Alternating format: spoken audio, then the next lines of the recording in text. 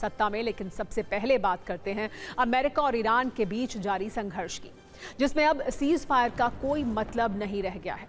Trump शांति की बात कर रहे हैं, बहुत जल्द बड़ी डील होने का संदेश दे रहे हैं, लेकिन ना ईरान पर इसका कोई असर है और ना ही ट्रंप के युद्ध मित्र नेतन्याहू पर इसका कोई असर हो रहा है। पूरी कहानी को युद्ध वाली नई क्रोनोलॉजी से समझिए। शांति वार्ता वाली चर्चा के बीच रविवार को इजरायल ने लेबनान में हिजबुल्लाह के ठिकानों पर हमले किए थे। इसका ईरान ने जोरदार जवाब दिया। ईरान की तरफ से इजरायल पर कई ताबड़तोड़ हमले किए गए, बैलिस्टिक मिसाइल की बारूदी बरसात की गई। इसके बाद आज सुबह इजरायल ने सीधे सीधे ईरान को टारगेट किया। ईरान में 15 ठिकानों पर इजरायल की सेना ने बमबारी की, कई अहम ठिकानों को नष्ट करने का दावा किया। तेहरान से आई इन तस्वीरों को अमेरिका के राष्ट्रपति ट्रंप को जरूर देखना चाहिए। उन्हें यह मान लेना चाहिए कि अब इजरायल भी अमेरिका को कूटनीतिक झटका दे रहा है। अब नेतन्याहू भी ट्रंप को खुली चुनौती दे रहे हैं। पिछले 24 घंटे से ईरान को लेकर जो हो रहा है, उससे तो यही कहा जा सकता है कि एक बार फिर ट्रंप की विश्वसनीयता सवालों के घेरे में है। ट्रंप कूटनीतिक रूप से काफी कमजोर हैं, क्योंकि एक तरफ ट्रंप शांति की बात कर रहे थे, दूसरी तरफ नेतन्याहू ने युद्ध की शुरुआत कर दी। तो सवाल यह है कि ट्रंप और नेतन्याहू के बीच चल क्या रहा है? चोरी चोरी क्या डील हुई है?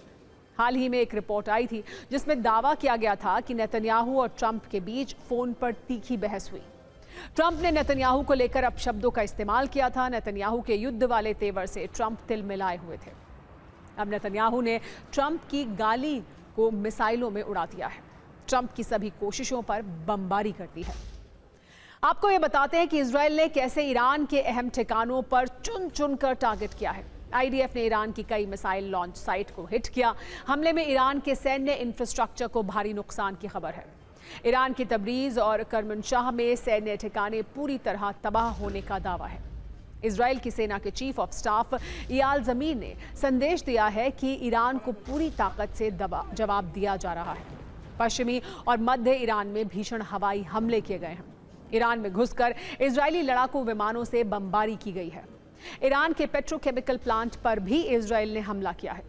सीज फायर के बाद ईरान के ऑयल प्लांट पर यह पहला हमला है। मुख्य रूप से ईरान में इजरायल के टारगेट पर ईरान के airport, missile site, drone base, command centre, petrochemical plant रहे। मकसद है ईरान का अटैक सिस्टम तोड़ना। कुल मिलाकर अगर देखें तो ये तनाव महायुद्ध की ओर जा रहा है। हमलों के बाद जो बयानबाजी हुई है, उसमें भी महायुद्ध वाले शोले हैं। ईरान को लेकर डोनाल्ड ट्रंप हमेशा से कंफ्यूज रहे हैं। इस बार भी कुछ ऐसा ही लग रहा है। एक तरफ वो सोशल मीडिया पर पोस्ट लिख रहे हैं कि बहुत जल्द बड़ी डील होने वाली है, ईरान के साथ शांति वार्ता होने वाली है। दूसरी तरफ अमेरिका युद्ध वाली तैयारी भी कर रहा है। ईरानी हमले के बाद अमेरिकी सेना हाई अलर्ट पर है।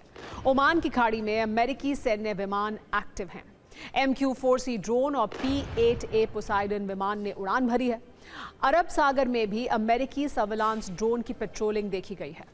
सवाल यही है कि ट्रंप का अगला प्लान क्या है, ईरान के साथ आगे क्या होने वाला है, क्योंकि ईरान अमेरिका की एक भी शर्त को मानने को तैयार नहीं है, ना ही किसी भी समझौते को तैयार है।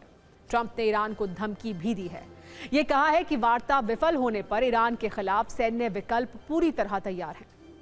समझौता नहीं हुआ तो ईरान पर अत्यंत गंभीर सैन्य कार्रवाई होगी।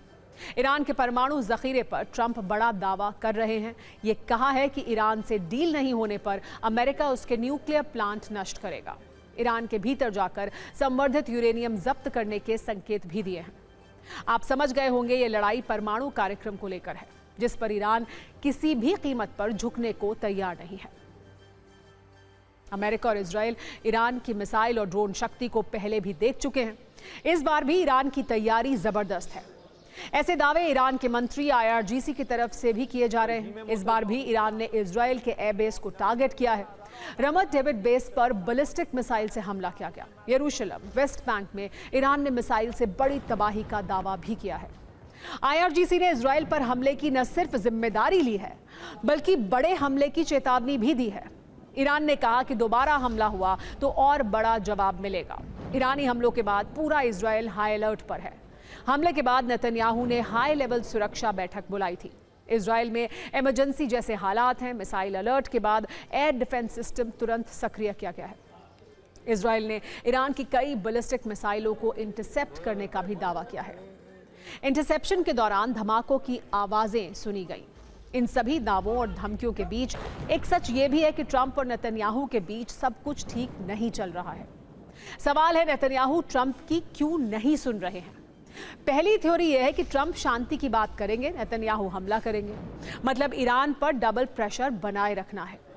दूसरी थ्योरी सार्वजनिक रूप से विरोध, लेकिन दोनों एक साथ रहेंगे, जो युद्ध वाली तैयारियों में दिख भी रहा है, क्योंकि अमेरिका सीधा युद्ध नहीं चाहता है। इजराइल पर हमले के बाद ईरान डिप्लोमेटिक प्रेशर भी बना रहा है। ईरानी विदेश मंत्री अरागची ने ताबड़तोड़ 6 फोन कॉल किए। पाकिस्तान, ब्रिटेन, फ्रांस और इजिप्ट को कड़ा संदेश दिया। कतर और तुर्की से भी ईरानी विदेश मंत्री ने बात की।